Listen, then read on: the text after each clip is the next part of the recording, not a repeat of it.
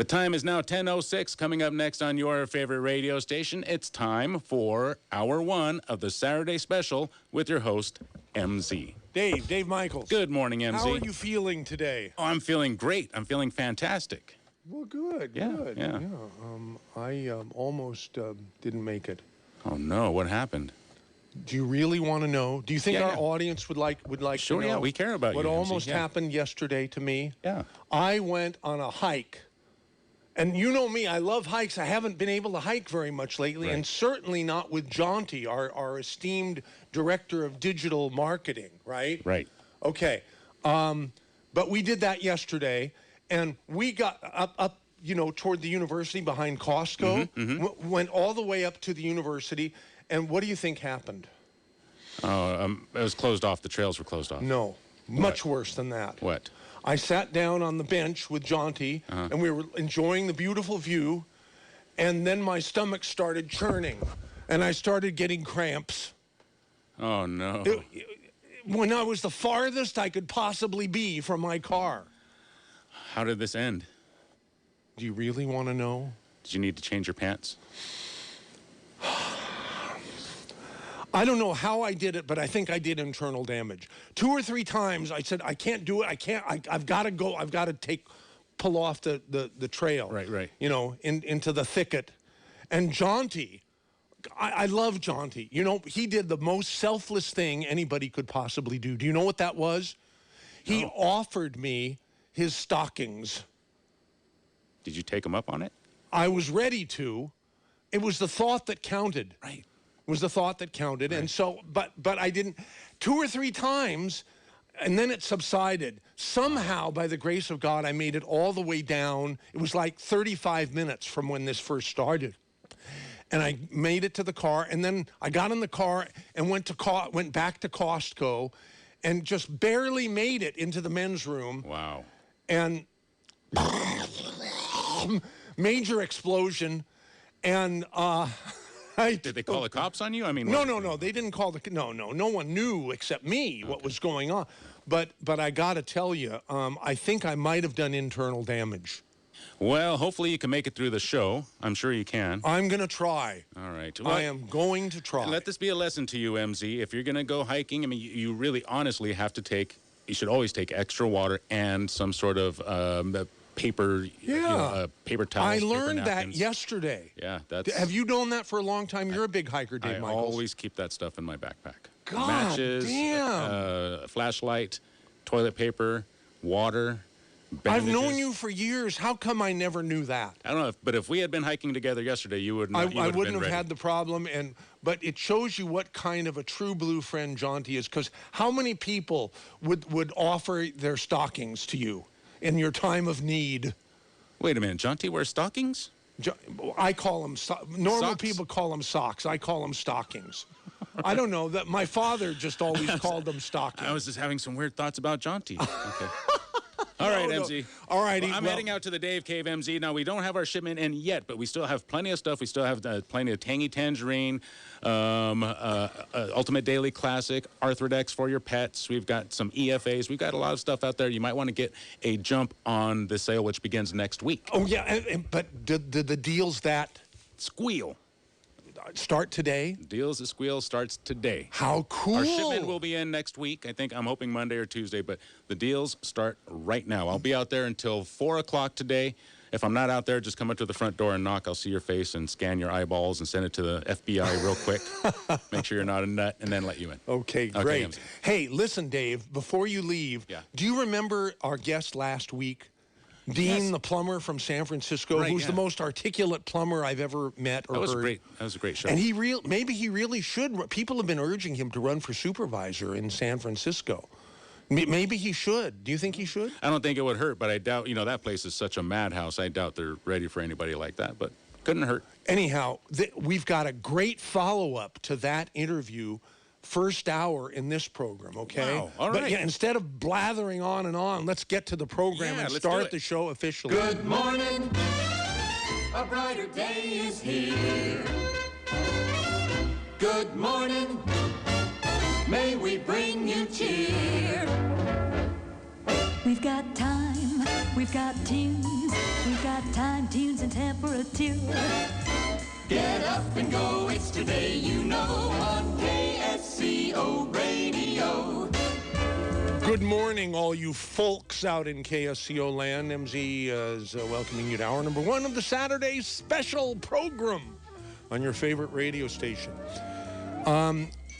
You're going to be happy that you spent time today. I hope I don't have egg on my face after saying there's no way I'm going to, because we have 2 really interesting topics for you, 1 each hour. So we hope you'll stay with us till 12 noon. Be happy you did. Good morning.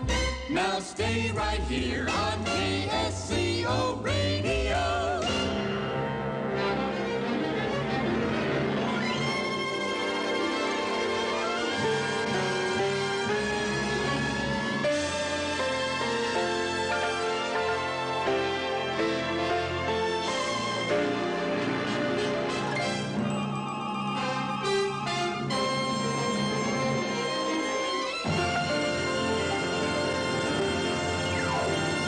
I was struggling with what topic and guest to have on the Saturday special today.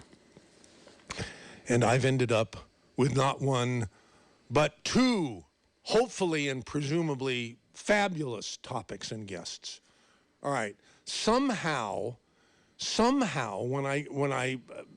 before I went back to bed after relieving nature's internal pressure sometime this week, I think it was Tuesday, I did what I shouldn't do because it ends up depriving me of sleep, but I looked at my phone. And somehow I got led into a story on SF Gate, which is the San Francisco Chronicle's, pretty popular website. There was an article about San Francisco, the future of San Francisco and the past of San Francisco. And it was written by a young writer named Abraham Woodliff.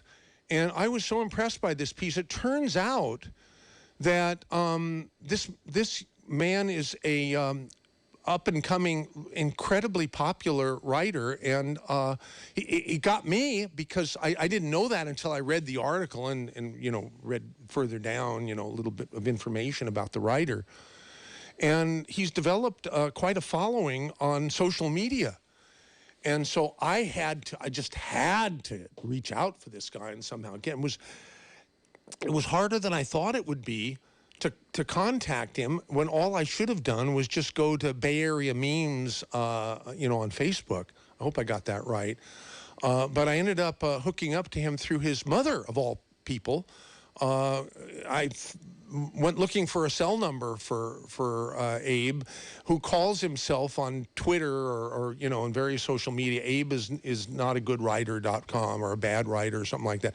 It's just the opposite. He's really, really good. Anyhow, he finally did call me back yesterday, and it turned out that he was available to be on the radio with us today. So we're going to welcome Abe to Saturday Special. Hey, Abe. Hey, how you doing? Wow. Good. How are you? I'm doing well. I'm excited to be here. Thank you for reaching out. And yeah. Okay. So let's talk about San Francisco. Did you grow? You're a lifelong Bay Area resident. It said at the end of that San Francisco Chronicle article that you wrote recently, and this is a great follow-up to our whole program last Saturday Special a week ago, where we featured Dean Bocci, who is a lifelong resident of the city and who is a plumbing contractor. And he has some very, very articulate, like you, has some very interesting thoughts about where the people in San Francisco have been, where they're going, and so forth. Did you grow up in San Francisco or just the whole Bay Area? I mean, various parts. So the whole Bay Area. I've actually never lived in San Francisco. It's just, despite never living there, it's always been a big part of my life because my mom's side of the family's from the Mission District. So I'd spend a lot of time there. I'm actually an East Bay kid. Okay. I was in Walnut Creek. I lived in Oakland until I was 12, moved to Martinez, then moved to Vallejo. And then now I'm back in Oakland again, trying to get my writing off the ground, trying to work social media, things like that. But because honestly, if it wasn't for San Francisco, I wouldn't exist. That's where my dad came. That's where my parents met. So it's always been a big part of my life. So the city's always meant a lot to me, despite never actually having lived there. And it's just you know, and I've always like looked at it with like big eyes, and it just sucks because I think objectively speaking, not even because I'm from the Bay, but like objectively speaking, I think like San Francisco is the most beautiful city in the world just from a geographical perspective. I think it's just unique in a lot of ways in terms of its land and geography and how it's surrounded by the bay, water, and stuff like that. It just sucks that like a city that I think was made great by being this kind of land of outcasts, land of like people who like artists and things like that. People, you know, the whole free love thing. Obviously, some of the nostalgia and almost propaganda of San Francisco is kind of, you know, it's kind of mystifying and interesting. I think the reality of San Francisco doesn't match its reputation or rhetoric, and I think it's always changing, but I don't think in San Francisco's case that change, or in quotations progress, has always been good. Yeah. And so do you have a prediction about the future of San Francisco? It's hard because it's I don't think it's I think this is stuff people already know. I think San Francisco is going to continue down this path of like a tale of two cities, where you have the ultra like elite, and then you just have this general chaos. Because they're like, the thing is that San Francisco, so I do lean to the left. That's not like a secret or anything, but it's not like the left in this like a weird, annoying like way. It's like I think the reality needs to match the rhetoric of what, you know what I mean? Like, it's great to put a Black Lives Matter sign in front of your house, but if there's extreme poverty in the streets and you're not providing opportunity and people, like, I don't think it's progress to let people just rot outside and die while you walk by them and feel good about yourself. Okay. Well, boy, I can't. That opens a great topic right now that we could finish out the hour with, and if we were on for 24/7, I think we could. You know, we'd never run out of participation on that topic. Yeah, I mean, it happens to me a lot. I spend a lot of time in San Francisco, and it's heartbreaking to walk back. But I don't know, what can I do? What can I do? It's not about one single person. It's honestly, it's like, okay, so it's like, for example, they need to allow more building in the city. They need to like, basically they need to get people into houses and things like that. And it's not just San Francisco. It's San Francisco pretty much sets the tone for the entirety of Northern California. So what happens in San Francisco creates ripple effects everywhere. Like, for example, I was writing this paper for school a while back ago, and did you know, like, that Fresno's median cost of living is shot through the roof? And that's not because of Fresno. It's just because Fresno is 3 hours from L.A. and Right. Same thing with Tracy and Stockton, right? Where they're talking about universal, you know, basic income in Stockton, right? Or they've been doing it, I guess, for a while, right? Mm-hmm. Yeah. So, yeah, no, it doesn't surprise me at all. I mean, it's the ripple effect, right? So exactly. It's crazy. So you have I don't want to put any words in your mouth. I can't do that. I mean, you're too good with words yourself. But how did you get involved with? And did I get the Facebook the name of your? Yeah, it's so on Facebook it's Bay Area Memes. On Instagram it's Real Bay Area Memes, and on Instagram also it's Abe is a bad writer, because you know, like when I first started writing, no matter if it was good or not, anytime you try to do something artistic or creative, there's always that one guy who's like, you suck. Yeah. I call them trolls, who just live for being negative assholes, you know? Exactly. Can I say, I can say asshole? I say it all the time, and so far we haven't, so far we're still here, but let's be careful about, you know, the other things that we talked about earlier. Yeah. Okay. Say bleep if you have to, you know. Yeah, we'll do. So anyhow, so what is it that got you? Were you censored in any way? I know you have so many things to write, and did you start this Facebook thing that's getting popular every minute, you know, by the day? Did you start that out of frustration because you were being rejected, or for some of your writing, or censorship or anything? How did that all happen?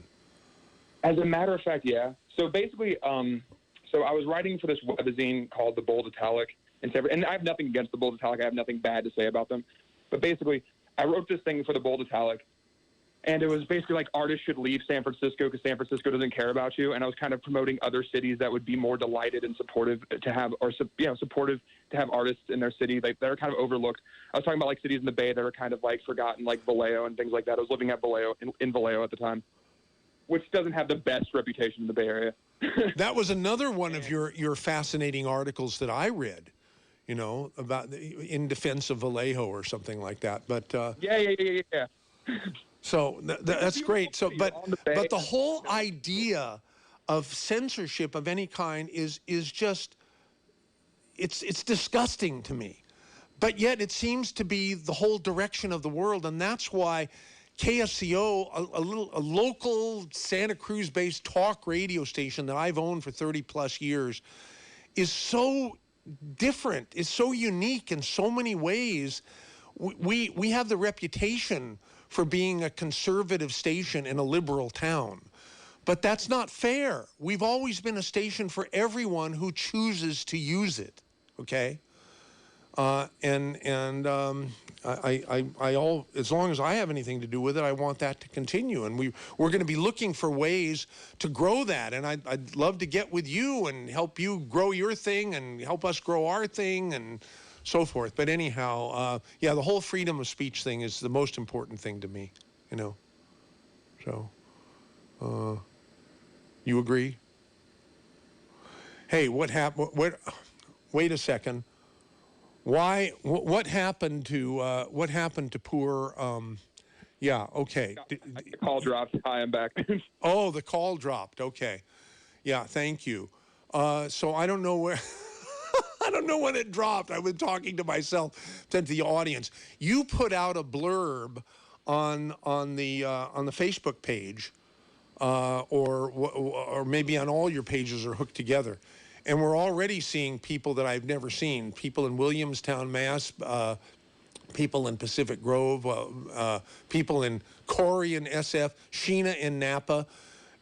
Just for the heck of it, I called you earlier today and said, hey, in your post, you might want to include our on-air phone number, 831-479-1080, just to see how many people who look at your post might want to participate in talk radio today. And already we're having quite a number of people that I don't recognize. So hey, I'm happy to do it.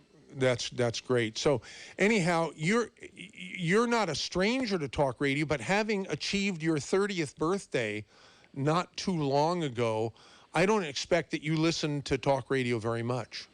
Am I correct? That's true. I don't listen to a bunch of talk radio. That is fair to say, yeah. Okay. And hardly anybody who's 30 years old listens to 30 years ago when people were 30, they hadn't even heard of the AM radio ban. Now I don't think most people who are age 30 have even heard of radio AM or FM. So. You know what's crazy? This actually blew my mind. So like people who are like 18, 19, like sometimes I'll have conversations with people who are like 19 or 20, and some of them don't even know who Howard Stern is. Wow. Yeah. Yeah. And 20 years ago, someone who worked in our news department didn't know who Walter Cronkite was,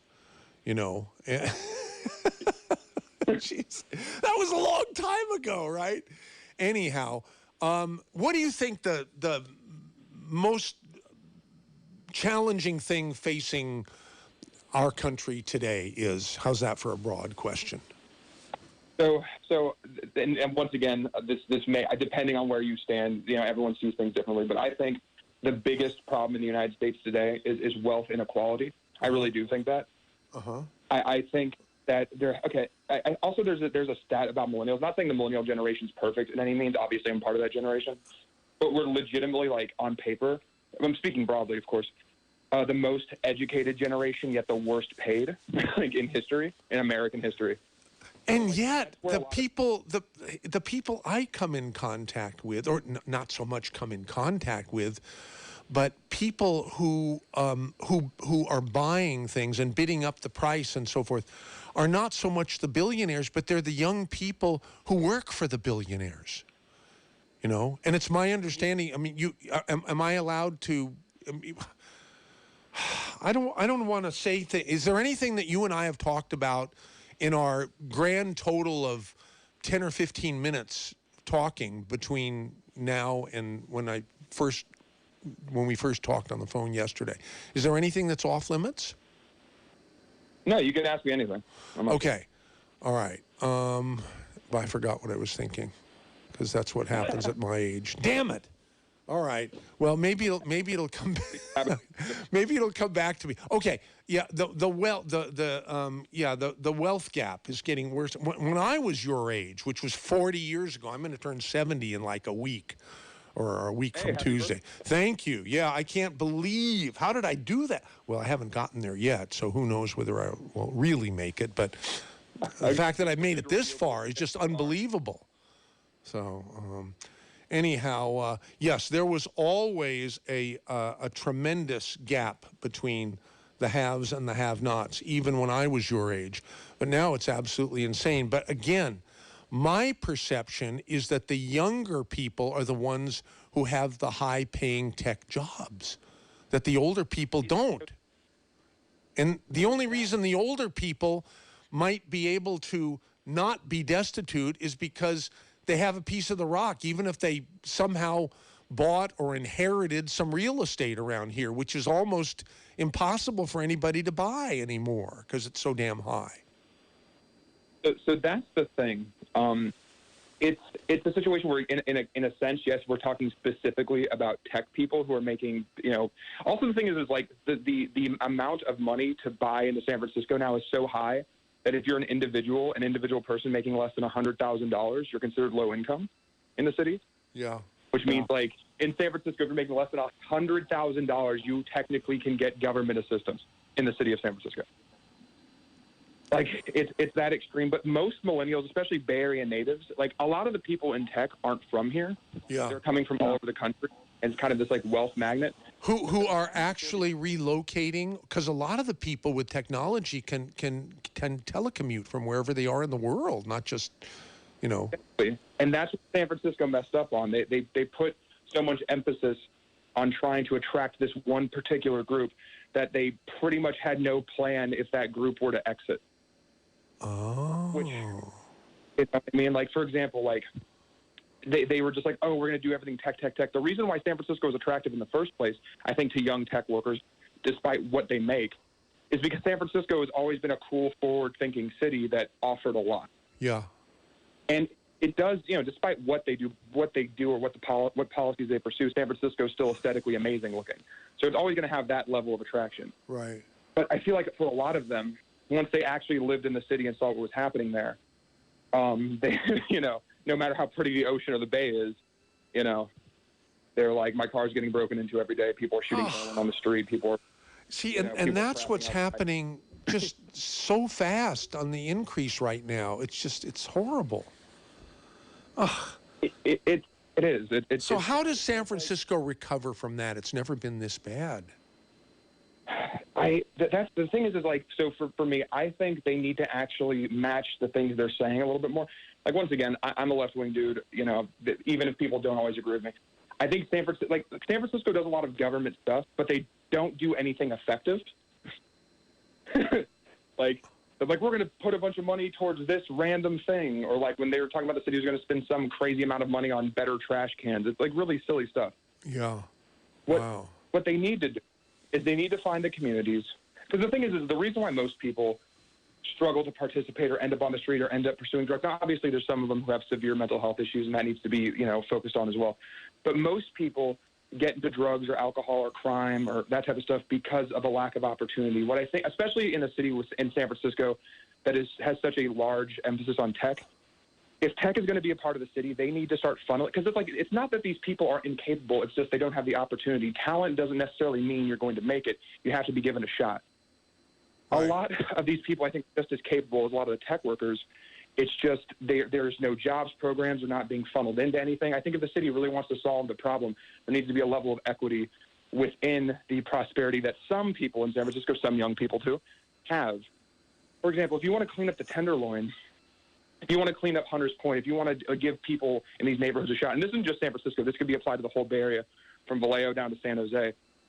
You need to emphasize that, for one, you can be a part of this too. And I don't mean this even in a color sense. I mean every color, every race.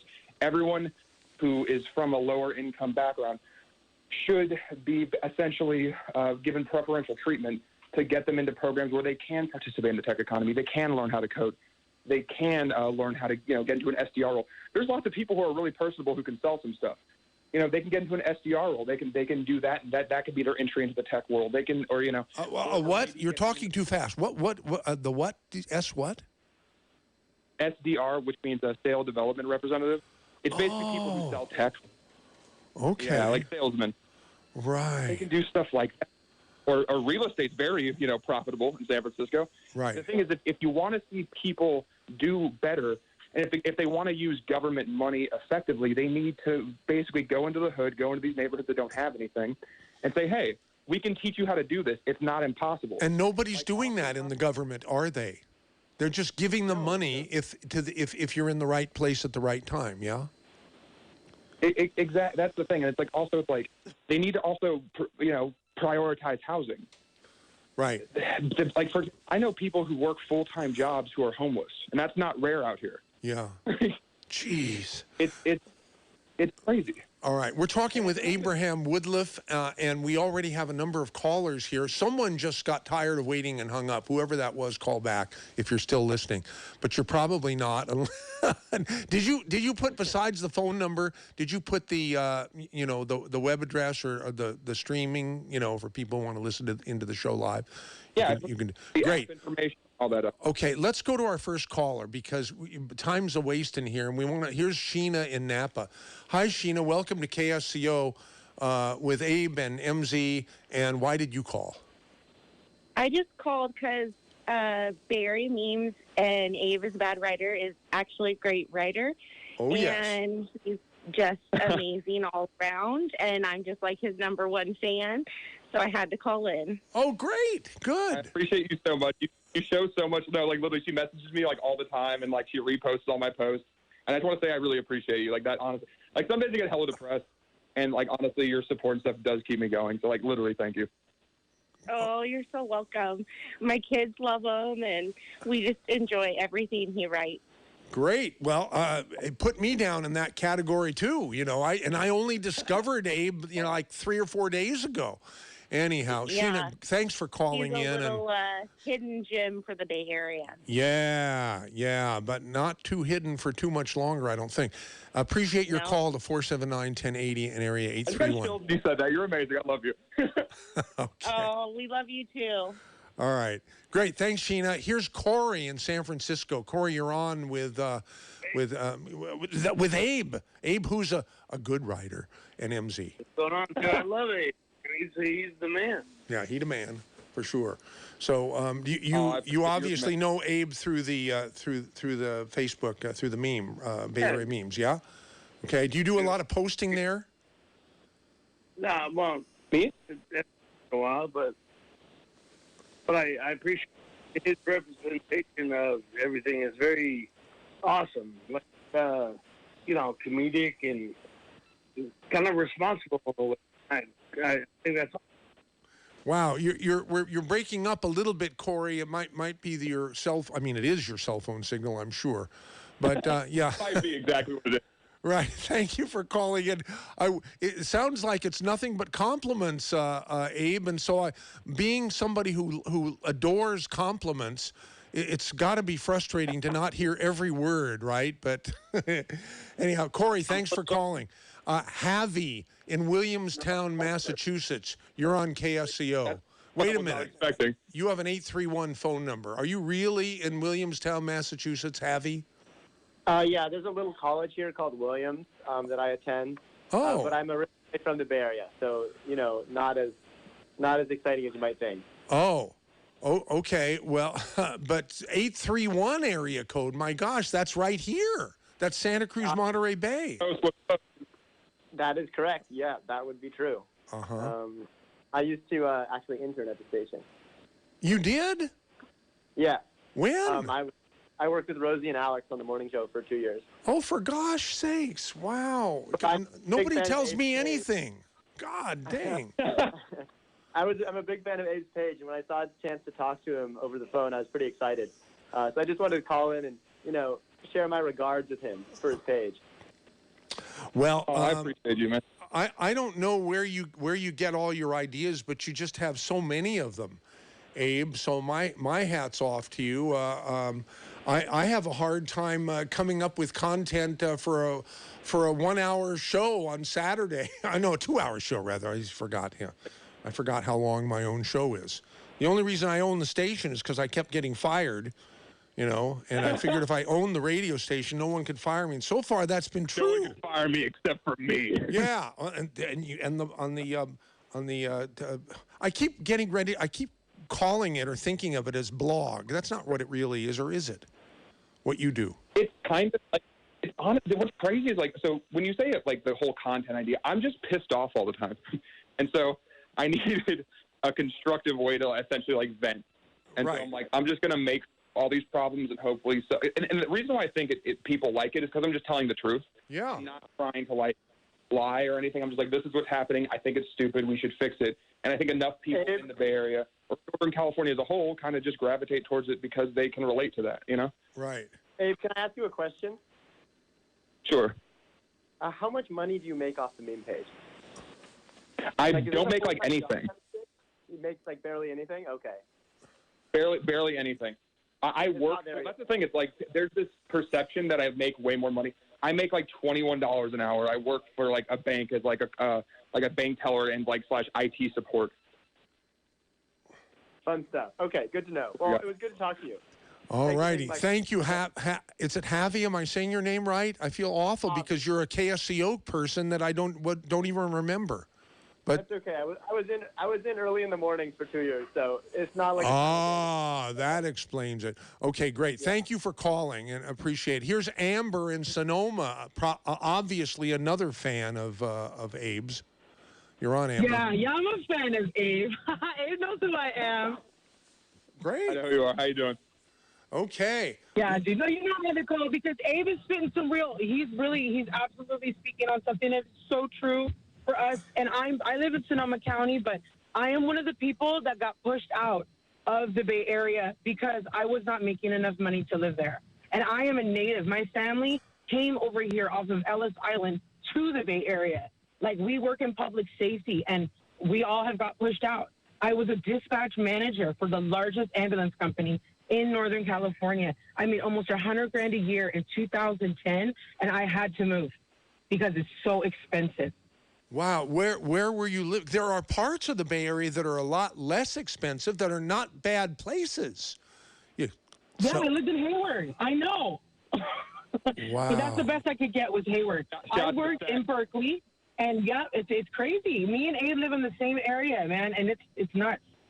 Wow. Well, so Abe, you don't feel like, I need to ask you a question, not answer it myself. Who the hell am I? Are you feeling like you're getting squeezed out of the Bay Area? I've thought about leaving a couple times. I'm not going to lie to you. Simply because it's like it's just like I love it here. It's my home, but it's like sometimes it's like, and I want to be, and also I'm kind of attached to that idea of like, the artists of the Bay Area. I want to be this great writer in the Bay Area. I want to meme something. There's this weird thing where it's like this dream, but it's like the reality of living. That's that rite of passage. Wow. Isn't that It's something? one of the brutal places you can live. Like, it really is. Yeah. Well, Shout out to New York, and I respect New York City, but they're cool and all. But if you can make it in the Bay, you can make it anywhere. I don't care about New York. It's harder. Yep, absolutely. Yep. and I think you're making it in the Bay. And that's Sonoma's still the Bay too, Amber, by the way. Last time I looked. No, it's not. No, we won't get into that. I'm sorry. You don't want to get into that with me. Okay. No, we will not talk about that. All I'm in Santa Rosa right, right now. all There are right. no garbage in the streets. No, it's beautiful up here, but it's very expensive, though. If you want to look at it on the scale, because I have a real estate and finance background, and no, absolutely, I understand. It's very expensive here, too. I'm also going to have to leave Sonoma County because everybody from the Bay is now coming up here, and the prices are going higher. We're getting pushed out of California. It's not just the Bay. The Bay is just the heart of it all. So what's going to happen, both of you? What's going to happen if we're getting Man. the homeless aren't being aren't being driven out of San Francisco. They're being more and more invited. That was the topic last week. Well, both of you guys, if you listen to our app, listen to the last week's Saturday special where I had Dean, who is a plumber in San Francisco, who has been urged by a lot of people to vote to run for supervisor. Maybe he will, maybe he won't, who knows. But he said that the homeless problem is going to not get better. In fact, it's going to get worse every day, is his prediction, because the people in charge of San Francisco have recognized it as an incredible growing part of their economy. The more homeless people there are in San Francisco, according to this guy Dean, who was on with us last week, the more money flows in from the government. Now, do you think he's full of crap? Too many. Huh? I mean, but he could be on to something. Right? They don't give us enough money. What? They could be, but the government's making money on our backs like they always have. Are you talking to us through a mask, Amber? Because you sound sort of muffled. No, I don't think so. Okay, well, I'm just, I want to hear what you have to say, because this is to me, this is fascinating, because on the one hand, homelessness in San Francisco and in the Bay Area seems to be getting worse, like our guy last week who was on as a guest has said. And what he said the reason was seemed to make sense, that it's a growing and more integral to the economy feature than ever before, and it keeps growing. So there's no reason to solve the homeless problem if increasing it just increases your income. Do you believe that, or do you think the guy is just full of crap? I don't know enough about the policy to direct comment on it, but I do think this, in terms of like supply and demand. I know this sounds crazy, so I'm going to go put my tinfoil hat on. But say you're a large developer and you're tied into the San Francisco city government, and technically every person who needs a house, regardless of their income, is definitely a unit of demand. So as long as you keep the supply heavily restricted through artificial scarcity, because once again, I do want to mention that there's more empty houses in San Francisco than homeless people, despite the large population. So if you create this incredibly high demand for housing, even if it's low-income demand, it does drive the price of real estate holdings higher. I do think there's some collaboration between private enterprise, despite San Francisco being quote-unquote leftist. It's more like dystopian capitalist with like gaslighting rhetoric. But wow. But I do, like, San Francisco is the most full of BS place you could ever live. And Oakland's not far behind. But Oakland's like Black Lives Matter, but some moms squatted in a dilapidated house in West Oakland that was owned not by and they kicked them out. real estate investment. No, wait a minute. Wait, people are talking over each other. Say what you were going to say about Black Lives Matter and what? What did you say after that, Abe? So Oakland's always like Black Lives Matter. Libby Schaaf does a lot of like, woohoo stuff, pats herself on the back, I'm a great person type stuff. But there was a situation where 4 homeless moms in West Oakland took over a dilapidated Victorian in West Oakland, which isn't like the fanciest neighborhood in the world, okay? And, despite all that rhetoric and that woohoo, cheer themselves on, they literally, for these 4, and also it wasn't owned by a person. It was empty for 2 years. It was blighted, and it was owned by a real estate investment company outside of the Bay Area. Yeah. When these 4 women took over this house and actually improved it, made it look better, took the boards off the window, cleaned up the property a little bit, they brought in a tank for 4 women and their kids to kick them out. That's what I'm saying. A tank? They say whatever they want. I swear to God, the Alameda County Sheriff's brought in a tank. It's unbelievable. Women. Because they were squatting in a house that was abandoned. They didn't break in. They didn't kick a family out. So everything they say is a lie. Wow. It's like, we want to be in San Francisco. Like, we want to be a place for the gay community. A lot of the gay community, still to this day, even with how more people are becoming accepting, a lot of them get cut off from their family. A lot of them are poor. A lot of them need help. Tell them to find a place in the Castro. Good luck. Jeez. Yeah. Okay, Amber, thank you for calling 479-1080. We hope you'll be a regular KSCO listener. Here's Art in Big Sur. Art, you're on with Abe and MZ. Hi, MZZ. I guess last week was one of those rare weeks when I missed the show, and it sounds like it's exactly the kind of topic. Just listen to it. Just listen to it on the app or on zbsradio.com or KSCO.com. It's there. Yeah, I'm finding some of your stuff popping up on YouTube as well. Yeah. But a real quick question, or real quick comment rather, is that you just spoke about the fact that the homeless industry is pushing up city revenues and so forth. But let's not forget, because your guest just made mention of the fact that skyrocketing housing prices seem kind of disjoint with that whole phenomena. But every time somebody sells a family-owned home or something of that sort in San Francisco, you're going from somebody that might have bought that house for a couple $100,000 20, 30 years ago, and now they're going to sell it for $3 million. So what happens is that the property taxes on those the property. Good point, Art and Big Sur. Very good point. Yeah. Well, the only way that's going to change is if property values start dropping. Then the property tax revenues will drop too. Do you see that happening, Art? Do you see that happening, Abe?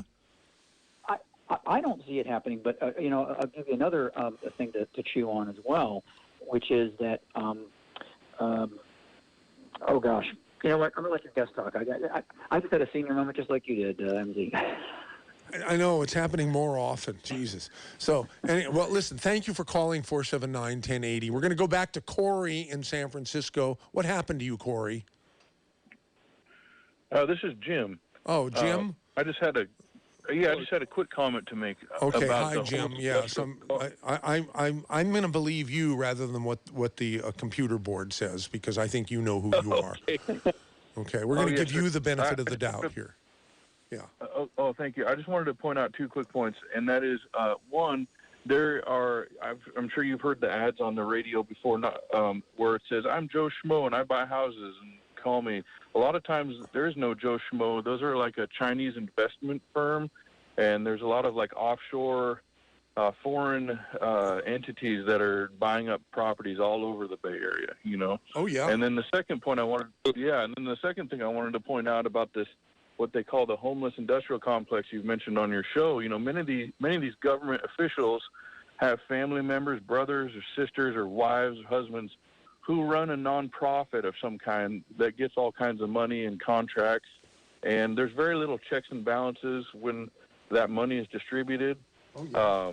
And so that they're all on the take, and a lot of these people, I've seen it firsthand, have all these convenient nonprofits that they award to their husbands or wives. A lot of the people in that local government, if you were to look at what their partners do, you would find that, they run a nonprofit that serves homeless people or whatever, So just want to point that out there. So did you hear last week? Yes, sir. Okay. So do you think that the guy was, correct? Oh yeah, Dean is right on. Yeah, I mean it's going to hell in a handbasket, that's for sure. And yeah. It's just continue, and it's like a big joke. And I don't think it will ever be a problem to these people that, because they all live in Pacific Heights. And once there's homeless people up in Pacific Heights, then it'll be a problem. But they haven't climbed that steep the mountain yet. What do you think, Abe? What do you think about what Jim just said? I think there may be some truth to it, because once again, obviously there are social workers, there are people in San Francisco who really do care, and they're really good people, and they work hard every day to try to solve this issue. I have a friend who's a social worker in San Francisco, and she fights every single day. But there obviously is, okay, for example, I had a friend, I'm not going to name his name, but he was in a sober living environment, right? Now, this is a little different, but the guy who owned the house, he was getting this money from, like, health insurance companies or people who are paying out of pocket depending on their circumstances. And the guy was basically giving these people no services and making a ton of money off essentially despair.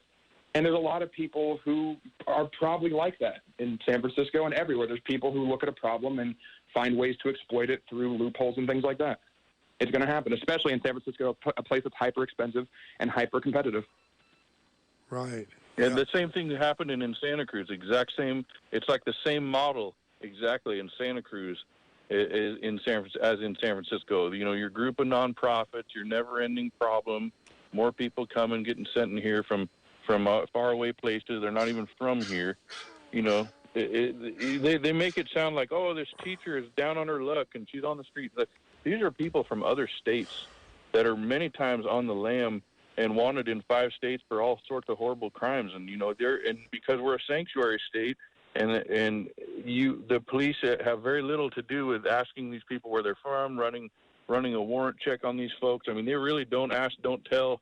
That the sanctuary status of our state is really hurting us as far as crime and quality of life for the good, hardworking folks out there. That's a great question for Abe. I got that. Yeah, Abe, being a guy who leans to the left, what is your thought? What is your thinking about sanctuary cities and sanctuary state and so forth? Good, bad, no opinion. What do you think? So for me, generally speaking, in every group of people, there are going to be a few people who are bad apples. But generally, obviously, there has been, I think, this hyper-focus on crimes committed by immigrants and things like that. And I think that has always been a tactic of people on the top. Because right now we're kind of in the greatest looting in American history, especially with the foreclosure crisis and things like that, wealth inequality, the difference between the haves and the have-nots. To have this situation where a lot of people, especially people in middle America that don't have as much opportunity, are very angry for the loss of like manufacturing jobs and things like that.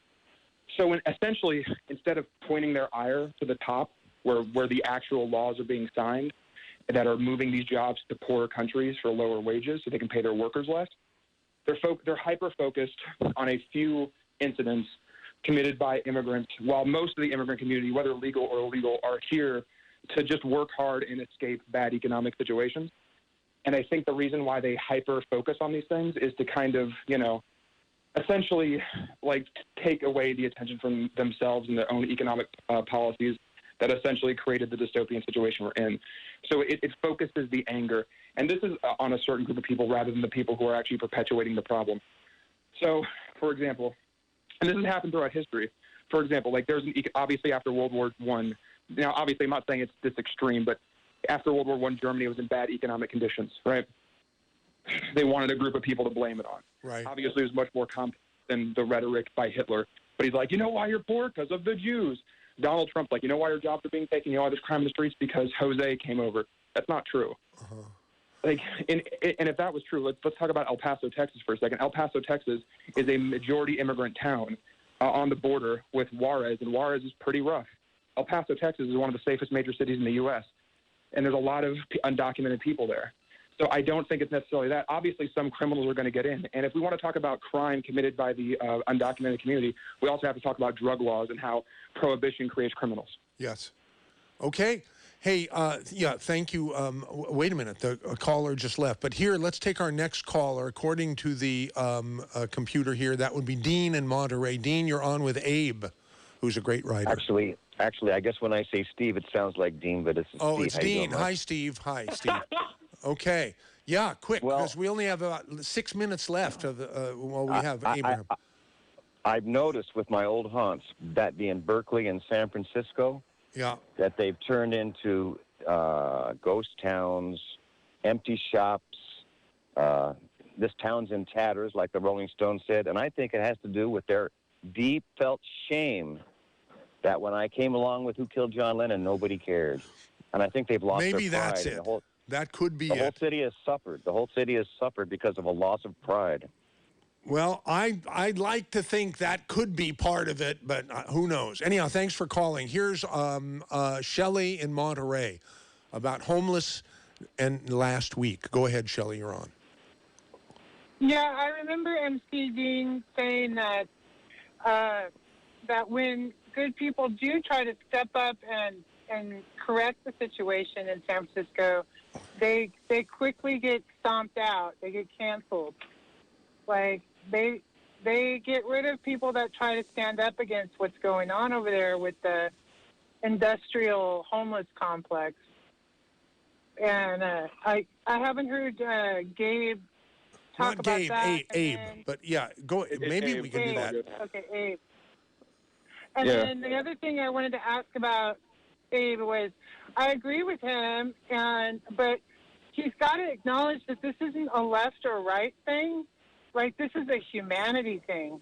When we have dogs and cats that have better health care, have better shelter, and have better access to food.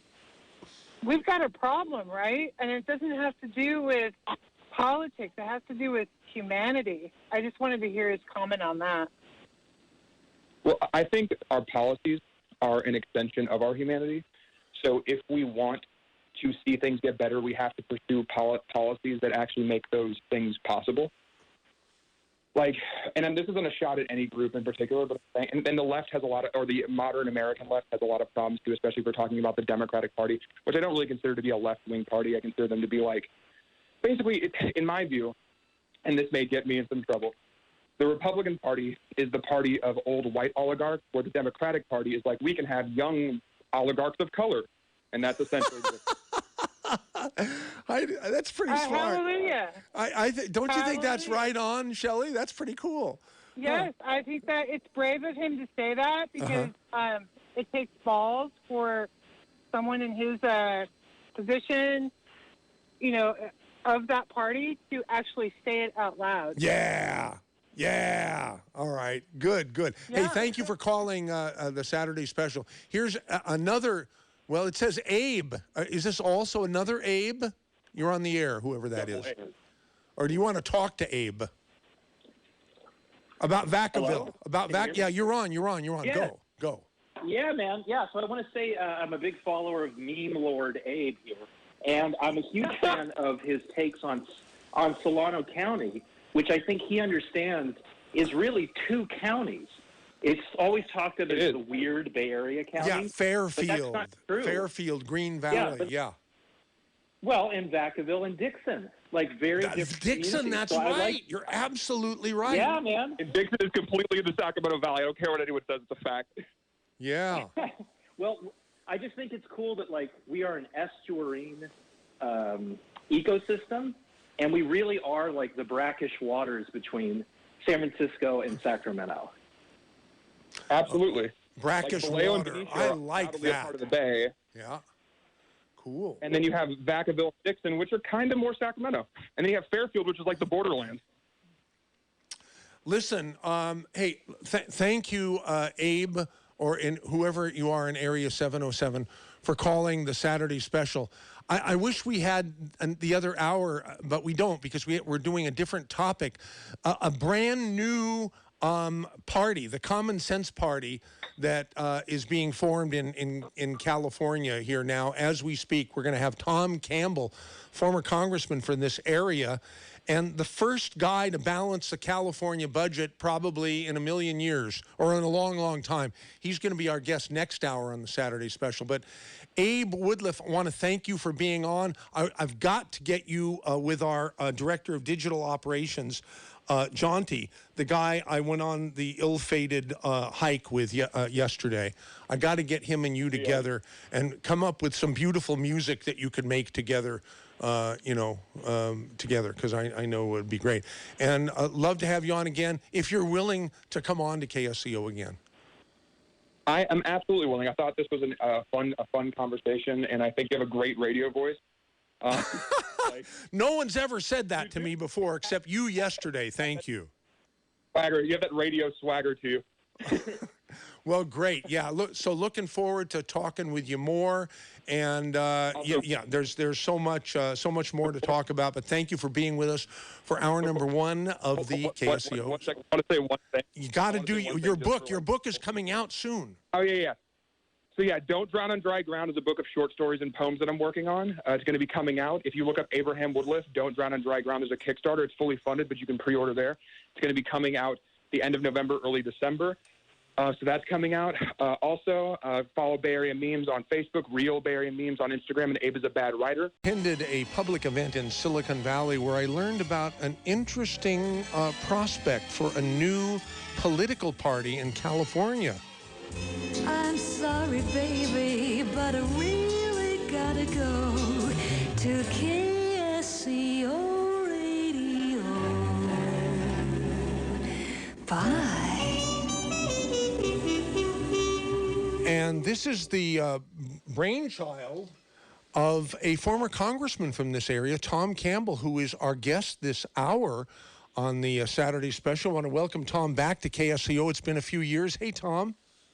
Hi, Michael. Thanks very much for coming and for giving us a chance to talk this morning. Well, so you're well on your way to having official party status in California, right? And this could lead to more, as I understand it.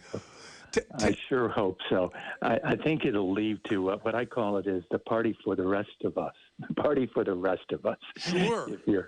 If you're troubled by the way both of the two parties have run off towards their wings, towards their extremes, then maybe you'd like to support a group of folks who just think for themselves and can choose that public policy without worrying about losing a primary because they're not orthodox enough. Yeah.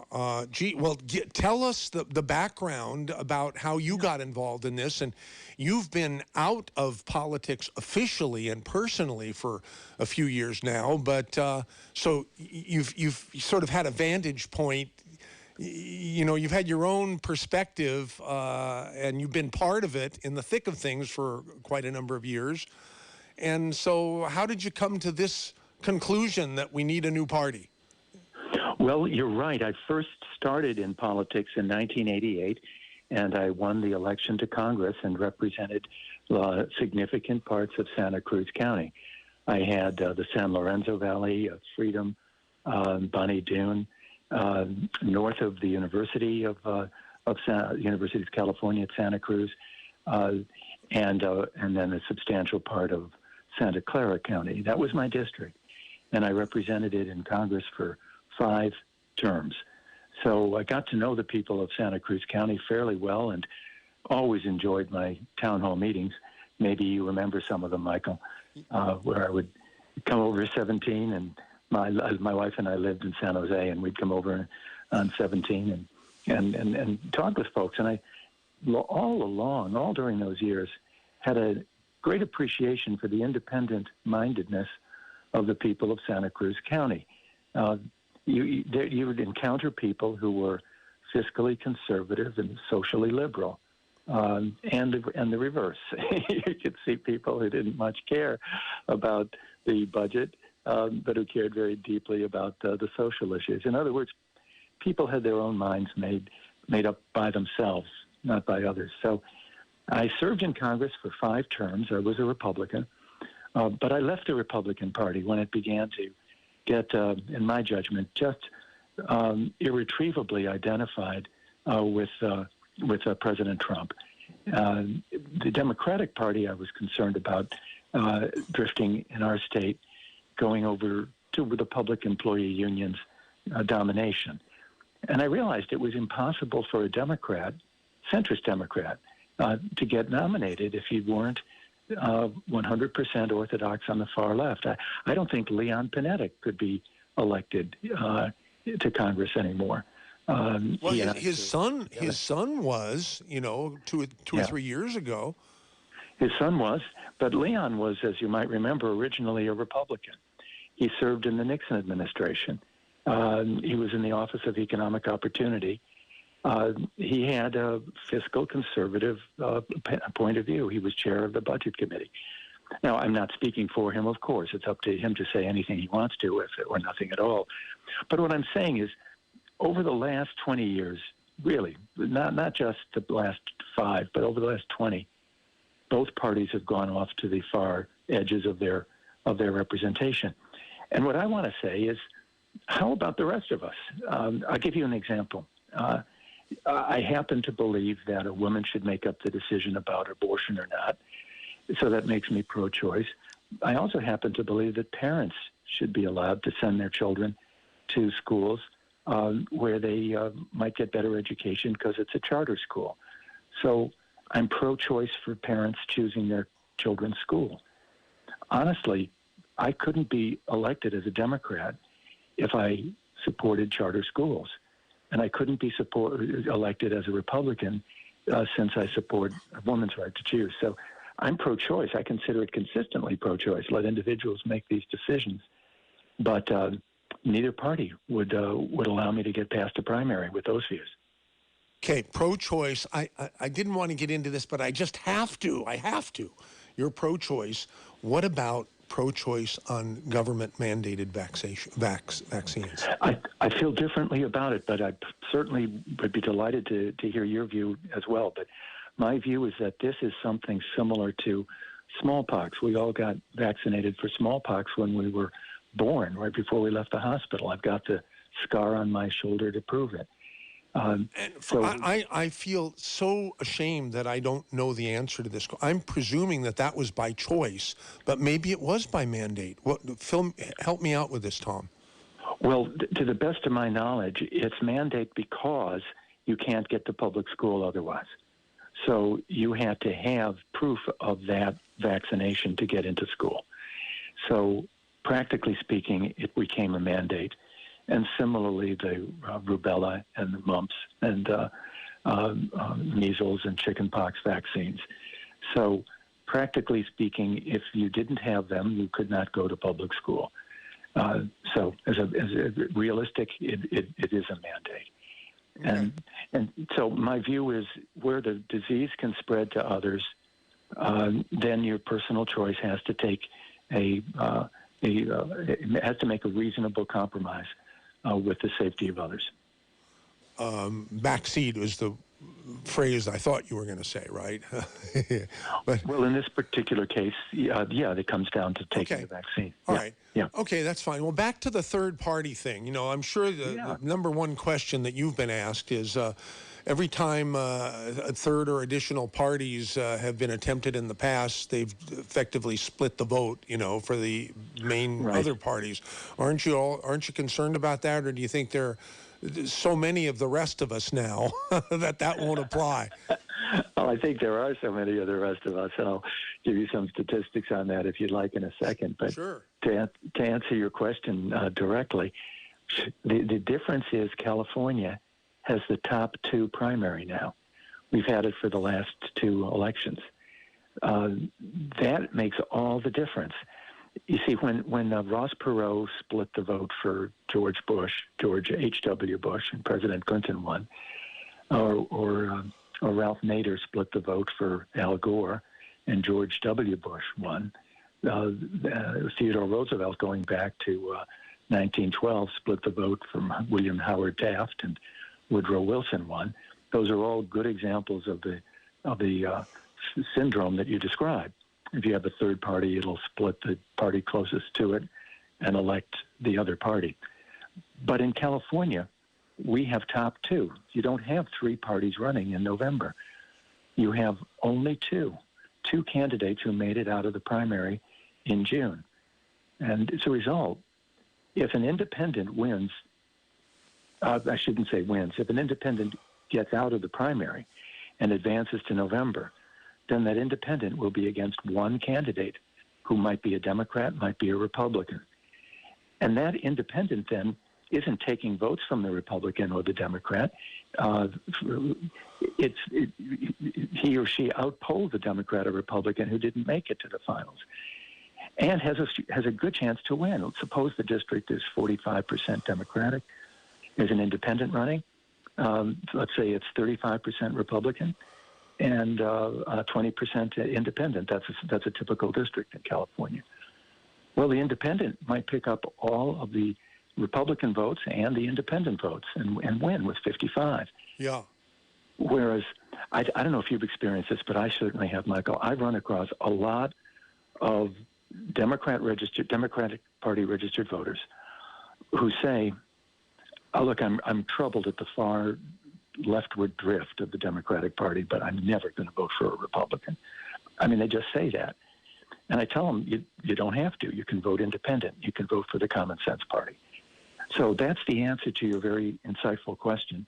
Because we have the top two primary, we are not destroying the chances of the party closest to us.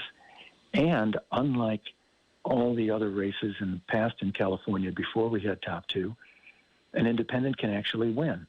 Last election, Chad Mays, independent, won from the state assembly district in the Coachella Valley. And you and I both remember Quentin Kopp, who ran as an independent. He was the last independent in the state Senate from the city and county of San Francisco.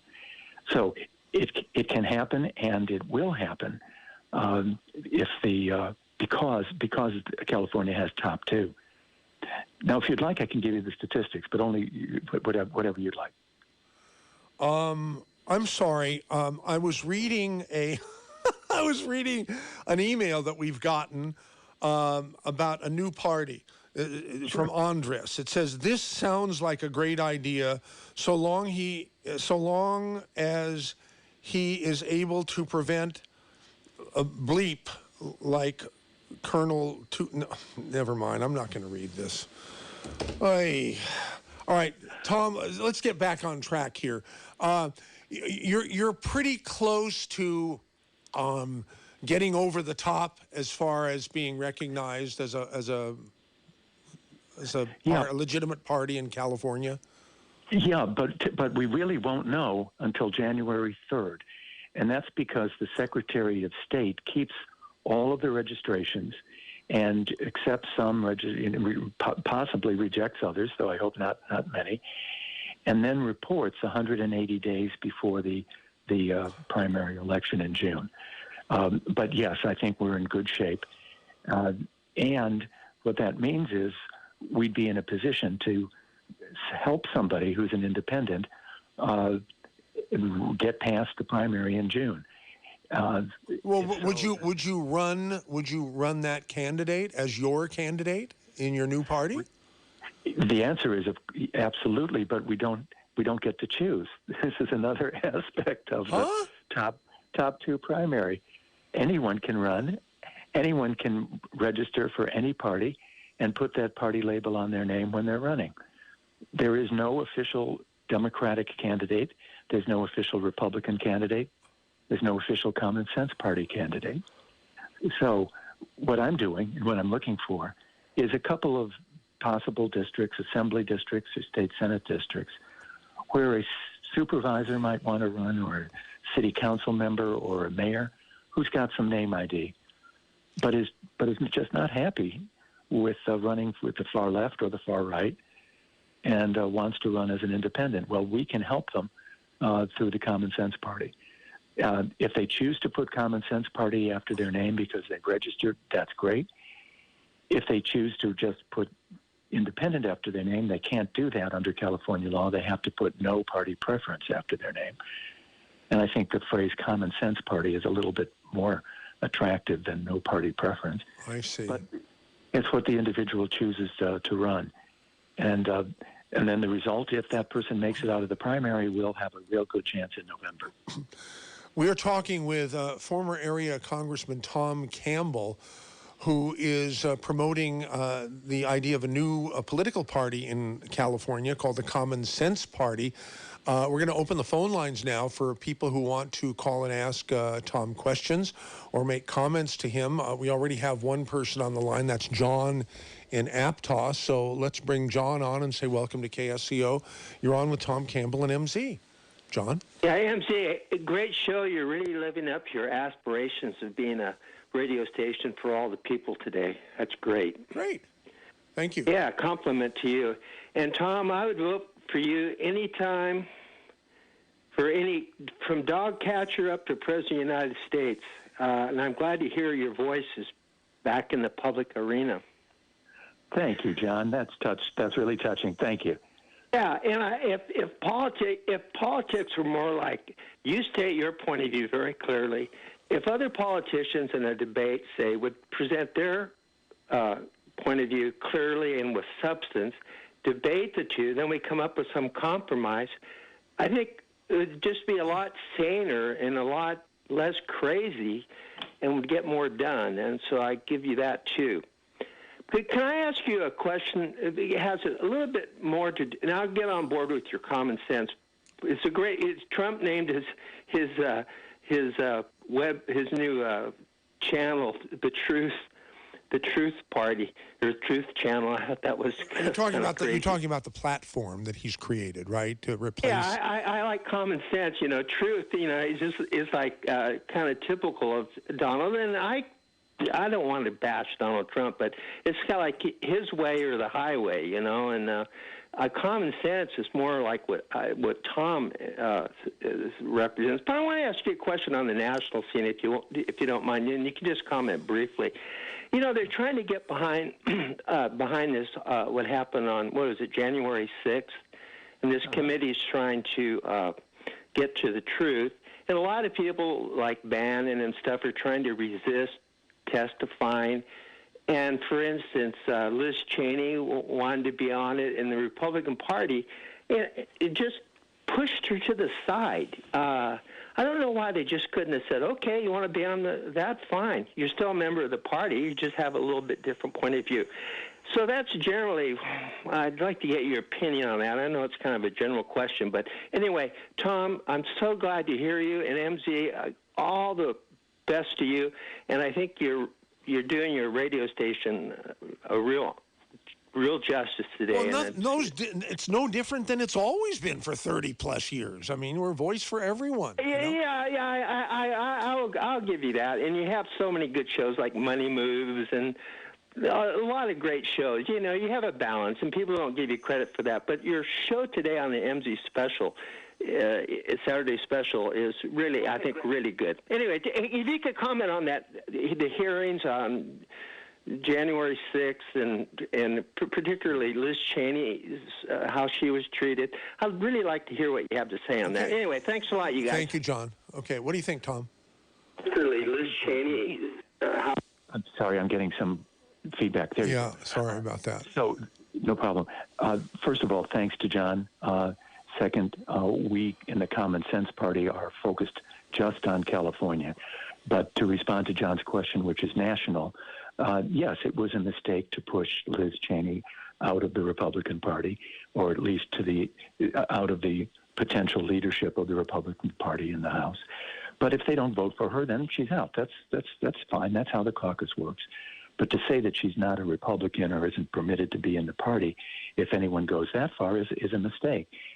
Similarly, it's in the House. It's the rules that a select committee has members of the minority party as well as the majority party.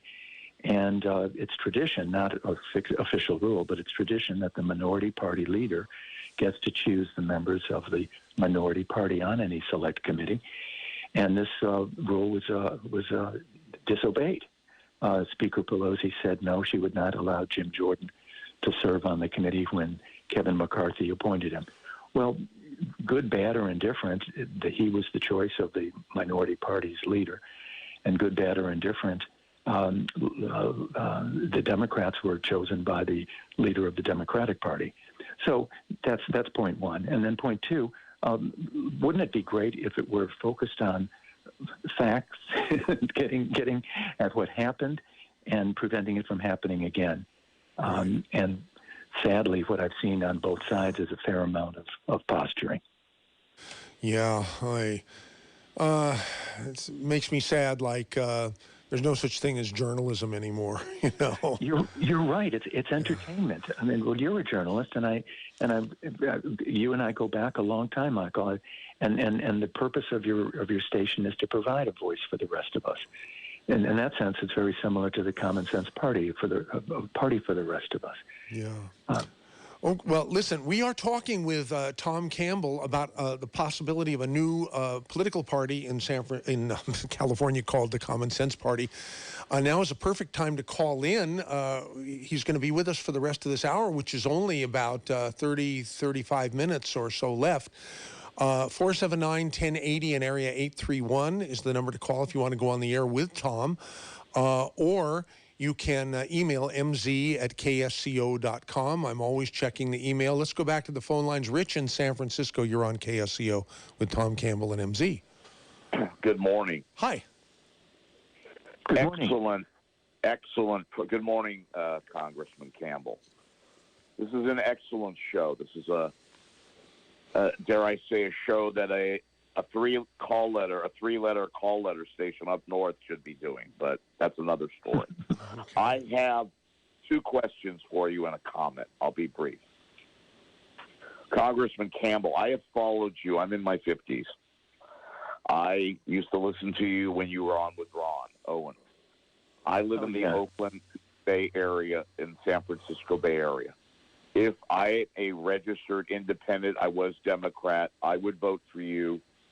I tend to vote Democratic. I think you're an outstanding civic leader that transcends, I'm not trying to be funny or overly dramatic, that transcends Democrat, Republican, what have you. I wish you were still in office. I admire your work. Here's my comment and a couple of questions. The comment is George Will, the established conservative author, commentator, I'm assuming you know who George Will is. He was on a show a couple of weeks ago, one of the Sunday talk shows. And he said he was among some Republican people. They were media people, book authors, et cetera, and one, he didn't mention he couldn't. He said he was told not to. A lawmaker in the Senate came up to him, and they were talking, and this was in Washington, and he said, I can't disavow Trump. And Will said, well, why not? He said, because I'm scared. And he said, I'm not the only one. Now, this was probably a senator. He didn't specify.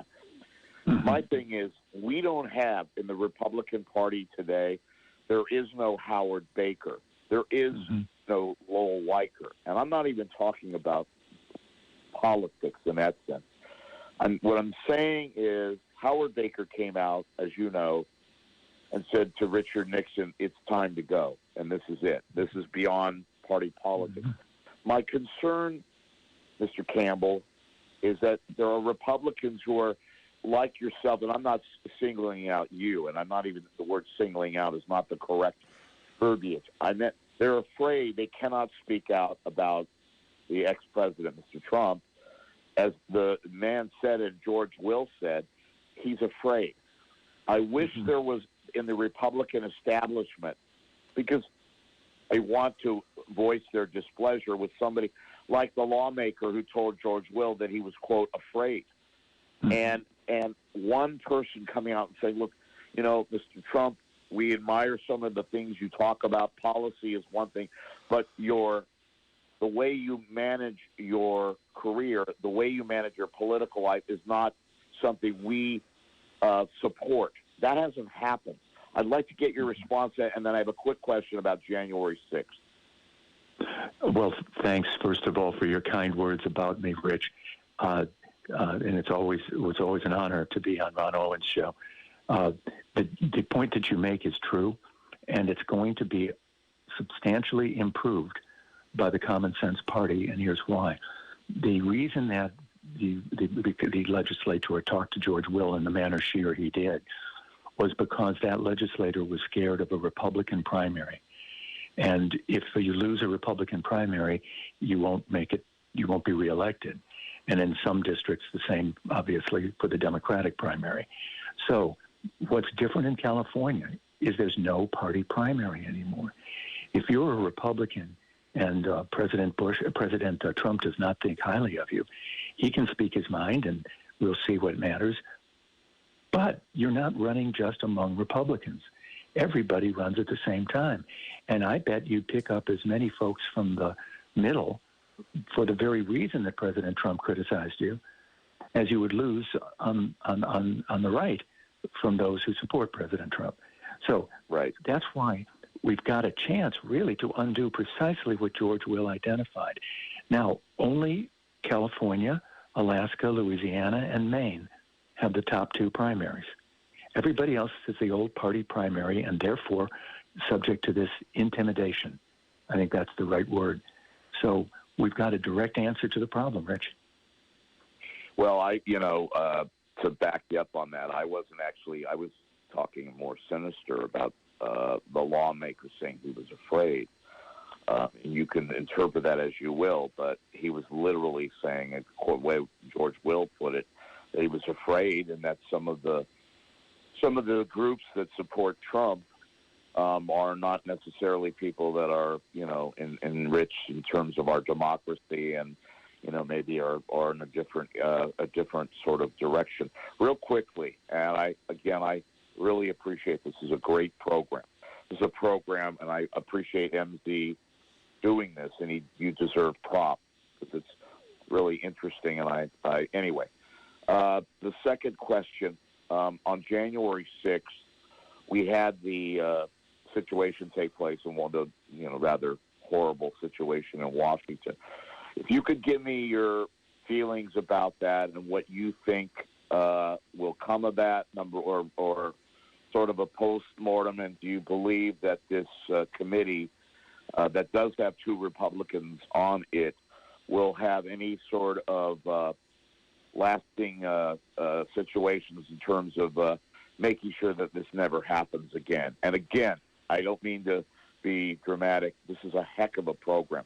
I enjoy listening to you. Thank you, MZ, for doing a great program. Thank you, Congress. Thanks, Rich. Thank you, Rich. I think the most immediate result will probably be tightened security at the Capitol, particularly when there is an event like the College of Electors being convened, or the State of the Union. Such a big event which can draw a group set on disruption or set on getting a platform. So clearly what happened January 6th was inadequately prepared for on a security point of view. Second, it was simply beyond conception that the Electoral College would fail to meet. I mean, what exactly did they want?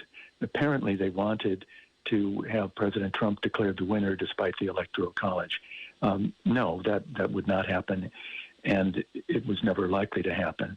So what it was a group of persons who either intentionally misled each other or were misled that they could change the course of the American election.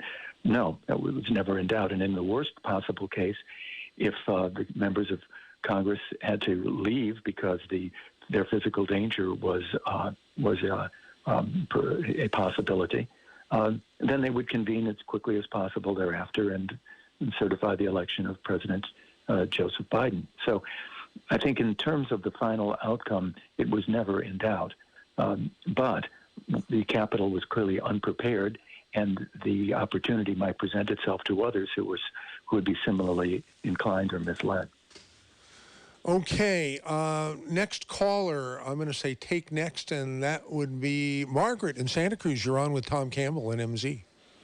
Hi, I'm not sure if this is a program about common sense, a new party, or if it's a Bash Trump setup. Sounds like every caller that's called in. Anybody who wants to say we don't control what people say. No, but I'm just saying so they can hear what I'm saying. I know you don't. You're not controlling it. I'm just saying. So far, I've been both a Republican and a Democrat, and it sounds like to me this common sense stuff is every person that's called in so far has had to talk about Donald Trump, and that probably they've been lined up and planned to call in. And I was around when Campbell was in office, and he didn't impress me at all way back then. And I don't really think he knows what he's talking about vaccines, because you don't usually leave the hospital. You wait a few months before you're vaccinated when you're born. And anybody that wants to kill little babies don't seem to have much common sense to me. So I just think it's sickening what these people are trying to do. They're not trying to do a common sense talk and a new party talk. They're trying to bash Trump. Yeah, he had a lot of problems. Yeah, but he did a hell of a lot more for this country than anyone's done in the last 20 years. And I would like to ask Mr. Campbell, what does he think of the job that President Biden's doing? What does he think about all the illegals that have come into this country? What does he think about him wanting to make it mandatory for everyone to have a shot? I think he's already answered that, however, when he spoke earlier. And what about trying to raise the value on property owners that worked all their life to save and scamp and drive their cars for 20 years so that they could leave something for their kids in this world? Now they want to put a big tax on them. They want to put stuff on the capital gains and all that. What do you think about that, Mr. Campbell? What do you think about, tell me first, what do you think about him breaking all the rules and laws that he's broken? Just tell me. Well, let him, where's the vice president, Mr. Campbell? Let him answer. You've thrown a lot of questions at him, Margaret. Yeah, I know. Okay, go ahead, Tom. Thank you, Margaret. First of all, I'm happy to have represented you if you disagreed with me or not. As I took the notes, you want me to speak about the question of illegal immigration, about vaccines, about potentials for property tax, and potential for capital gains tax increase. At least those are the specifics that I heard. Yeah. What do you think about that? Sure. To respond specifically, we have a terrible situation at the border. I've supported and continue to support a physical barrier at the border. It's never, call it a wall, because that's what is needed. No Democrat can be nominated in her or his party who says that a physical barrier has any place. Well, that's absurd. Indeed, before it became politically the position of the Democratic Party, Senator Schumer, Senator Barack Obama, Senator Hillary Clinton, Senator Barbara Boxer all voted for the wall. So that's a first point. Now, that the wall is just one aspect, but it's a way of illustrating why we need a common sense party. Suppose you're a Democrat who's kind of concerned about the illegal immigration, same as you are and same as I am, but they can't find a Democrat in Congress or the state legislature who's willing to say the steps that are needed are physical barrier, remain in Mexico. President Trump was correct in getting the president of Mexico to agree to remain in Mexico. President Biden gave that up. It wasn't insisted by AMLO, the president of Mexico. It was given up by President Biden. And lastly, on this first question, President Biden invited folks to come in to cross the line. He said that he would release them into the United States with a promise that they would come back and attend a hearing. Well, that's quite an unrealistic promise. President Trump, by contrast, kept people out while they were pending their hearing. And over 90% who go into asylum hearings are denied asylum. So obviously, if you're allowed in, given a date to come back, you're not going to come back. Everything else equal, you're not going to come back. Vaccines, I did make my point clear, and so we might be differing in our point of view, and I respect that. It's one of the whole points of the Common Sense Party, is you can have people with differing points of view, and that's true for every issue that we're talking about. And lastly, on property tax, Prop 13 is the last reason that I'm not talking about property tax. I know all about Prop 13 and what our lovely governor tried to do with that. I worked in the assessor's office for 32 years in Santa Cruz. I know all about Prop 13. I didn't ask about that. What did you ask about regarding taxes? I'm asking about the taxes that this lovely woman that's the head of the Treasury Department or whatever, wanting to take the values of put all the values that are taking them and raising them up to what they could bring in years to come and start taxing you on it. I forget exactly what it's called, but Mr. Campbell should be real familiar with that. You know this.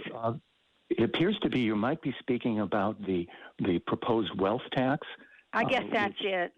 Is that it? Okay. I thought you were talking about the property tax, but let's. Well, not local property tax. No. That's fine. Whatever you'd like to talk about, Margaret. So the wealth tax is, in my judgment, unconstitutional at the federal level. But the Democrats are proposing an increase in the wealth tax, imposing a wealth tax at the federal level. And even as recently as last week, a proposal for billionaires to have to assess how much wealth they have. But the state of California could constitutionally impose a wealth tax. A proposal was introduced in the last legislature and was introduced in this one. I think it is a terrible idea. If there's one more reason to drive people out of California to leave and to set up business and opportunity elsewhere, that would be a wealth tax. So we must get people in the legislature to stop that. And now let me come back to the Common Sense Party. If you agree with me that a wealth tax should not be imposed in California, bear in mind that the Democratic Party controls 2/3 of the state Senate and 2/3 of the Assembly. They may impose a new tax without getting a single vote from the people. If they have 2/3 of both houses, they can increase or impose a new tax. So how can we keep that from happening? There are, as I remarked before, many people who would be willing to vote for an independent, someone who thinks for herself or himself, but would never vote for a Republican.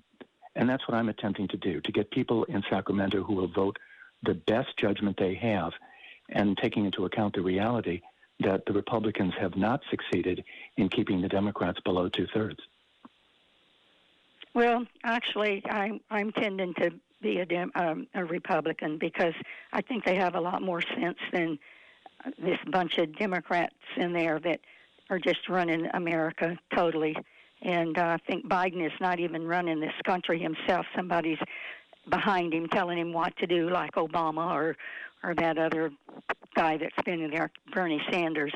He's not running this show. That man's incompetent. He doesn't know what he's doing. I feel sorry for him because I think he was a decent man. But no, they are using him, including his wife. They set him up, and he is a total disgrace, and they don't mind that he's making a fool out of himself. And I don't think he's responsible, so I don't hold him responsible for what's going on. He's being used. What do you think about that? I think that the president has occasionally shown diminished mental capacity. You're not very smart if you think it's been occasionally. It's been ever since he was running. You should have seen that when he was having his debates. I mean, if you didn't see that, I don't know, I'd want to vote for you. I mean, anybody with common sense would have known that this man is not well. You should have known that.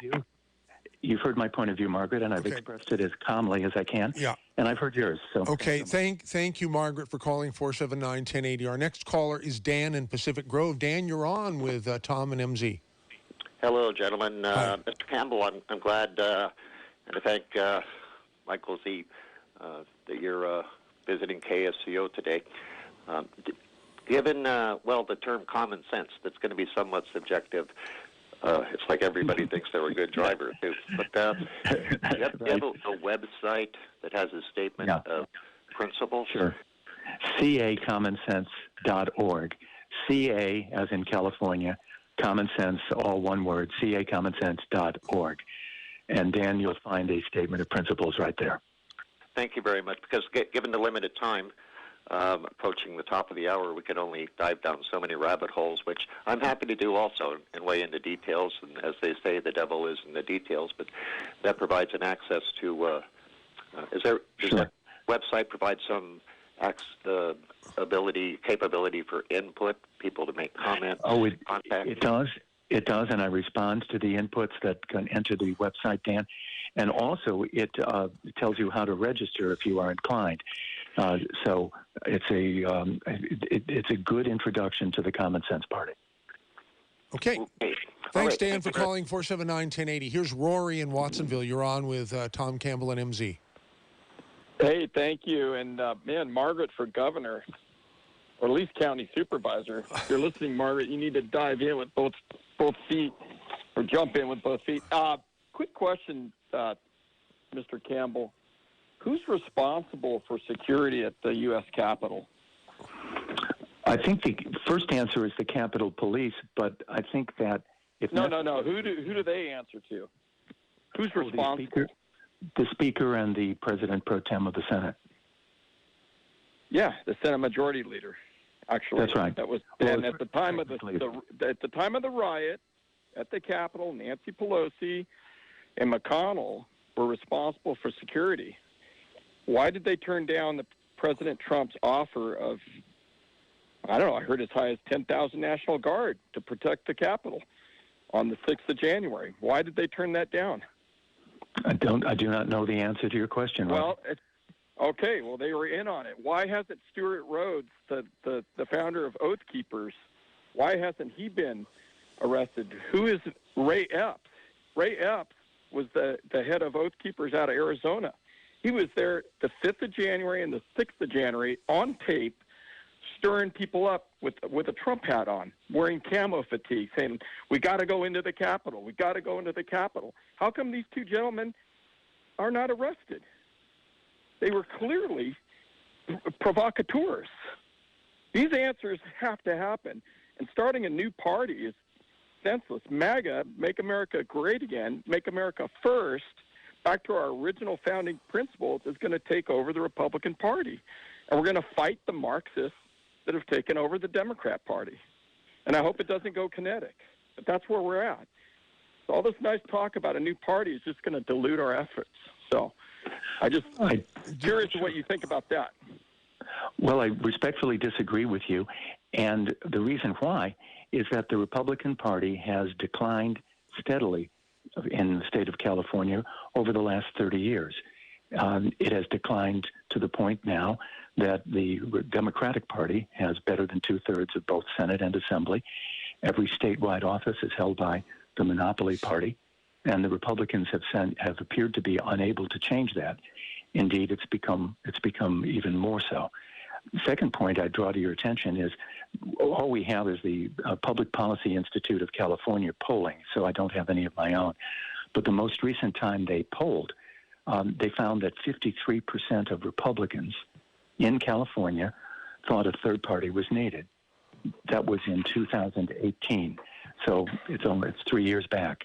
Well, but Mr. Campbell, if we don't have election integrity, and I'm going to wrap up because we're running out of time. If we don't have election integrity in the state, and this goes back to Bob Dornan losing his seat to Loretta Smith, although then she went by her maiden name, Sanchez. Okay, you know all about that. You've been involved in California politics all your life. If we don't get integrity and honesty back into our voting system, nobody but the left will dominate. You could start 5 new parties, and they could all try to coalesce, and you're going to lose.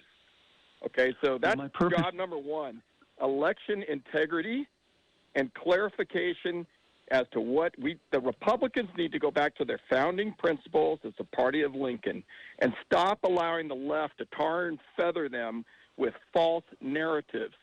It's constant. Now, all of a sudden, the Republican Party is the party of slavery when it was the Democrats, the party of segregation and white supremacy. It's nonsense. Got to get ahead of the narrative, Tom. I'll leave it at that. Yeah, Rory, thanks for calling 479-1080. Our next caller is Colonel Terry, who apparently agrees with Tom. Go ahead, Terry, you're on.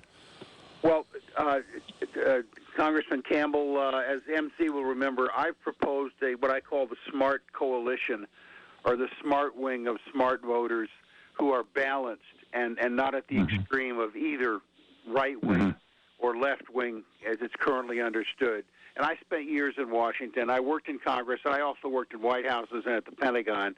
And I observed a deterioration in integrity in both parties, by the way, in both quality and the IQ level of many of their elected members. Be that as it may, I went to Washington as a Republican from the Midwest whose family helped Lincoln run for Congress, in fact, and other relations. And I got so disappointed because the deterioration, as I said, in integrity in both, the Republicans were too willing to sell out to corporate interests and bribes. And I worked with Ralph Nader observing that. It's not because I was a lefty. I wanted good, honest, competent government. And I don't say things I haven't got evidence for. I applaud your effort in California to get the Republican Party to focus, I believe, on smart, better government and smart, better policies.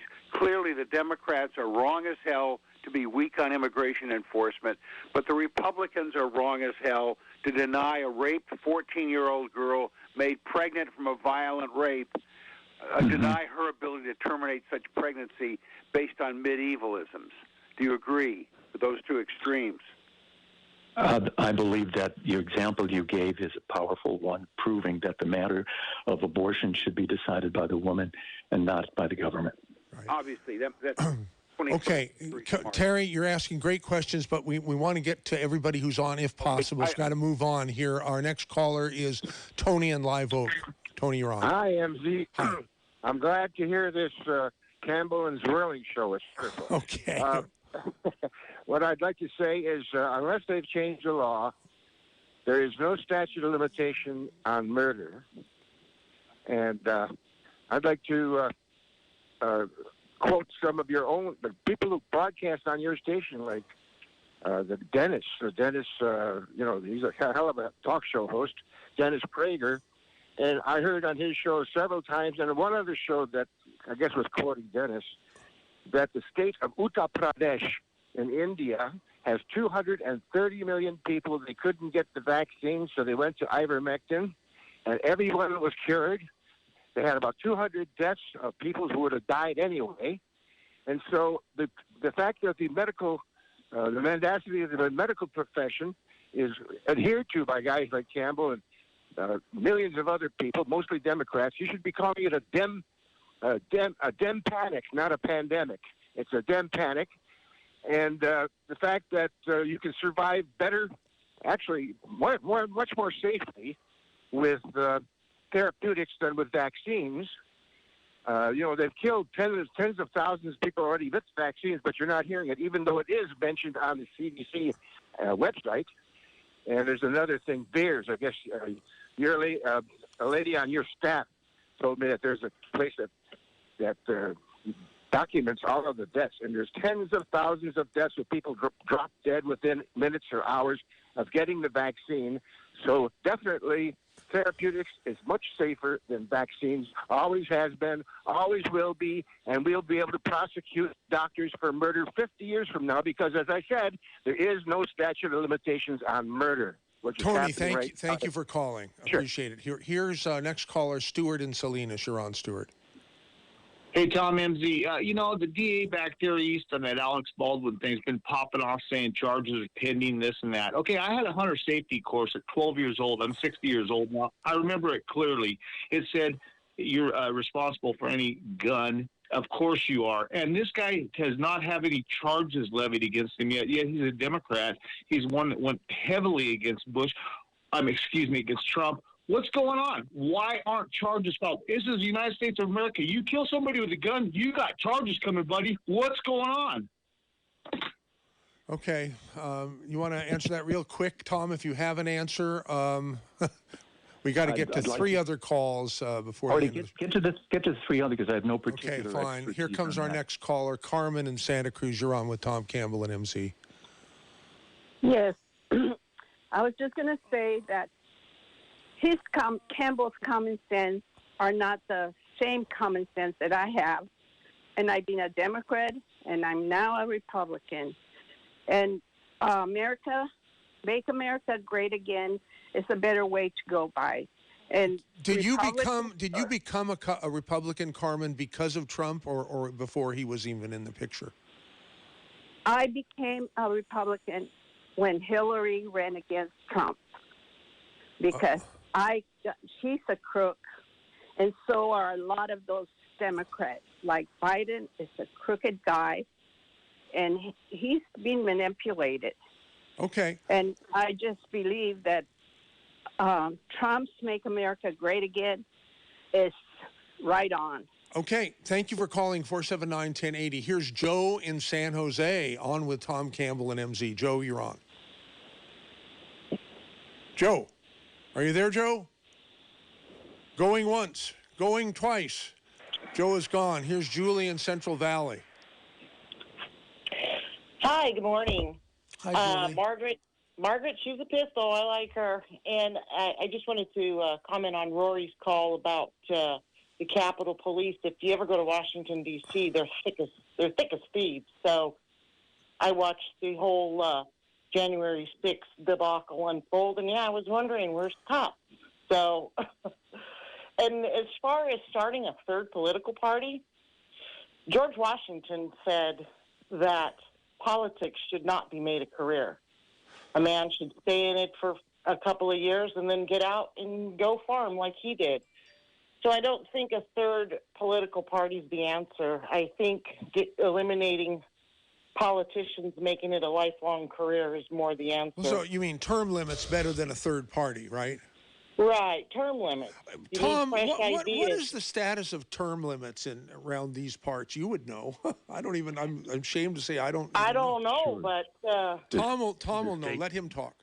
The state legislature is termed at 12 years. You can split the 12 years between state senate or state assembly, but total 12 years is the max. And for Congress, there is no term limit, and the Constitution of the United States does not permit a state to set a term limit for a member of Congress. Okay. I think that would be the answer. I really do.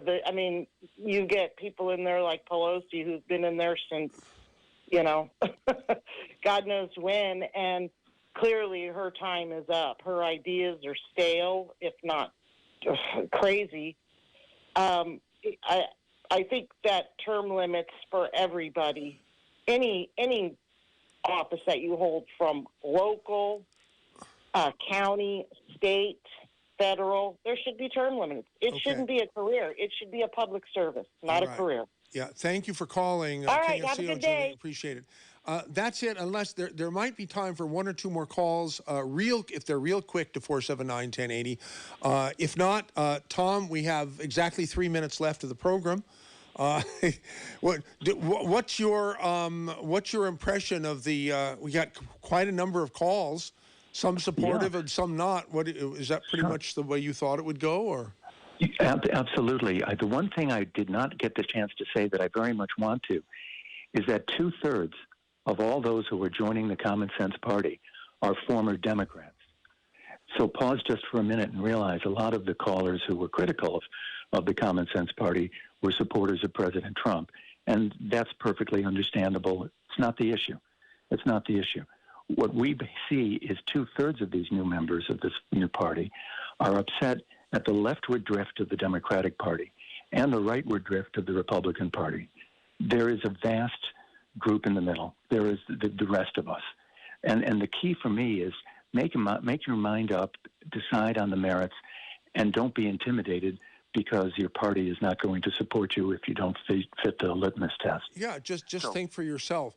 Okay, it looks like we have time for one more caller. That would be Suzanne in San Jose. Susanna, you're on with Tom Campbell and MZ. Real quick.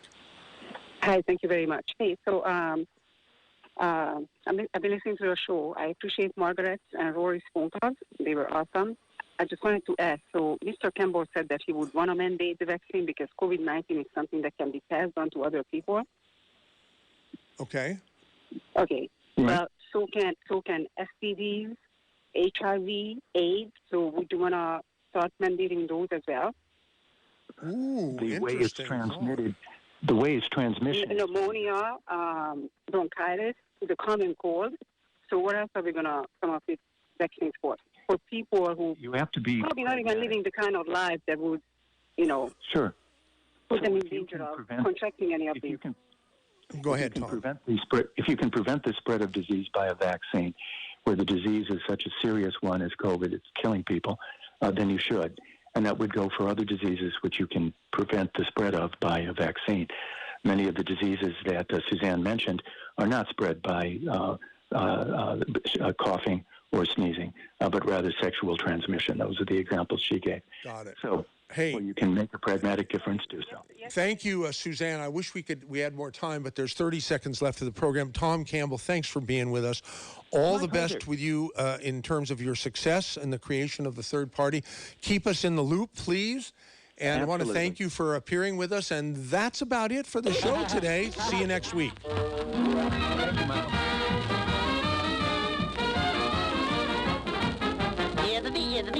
That's all.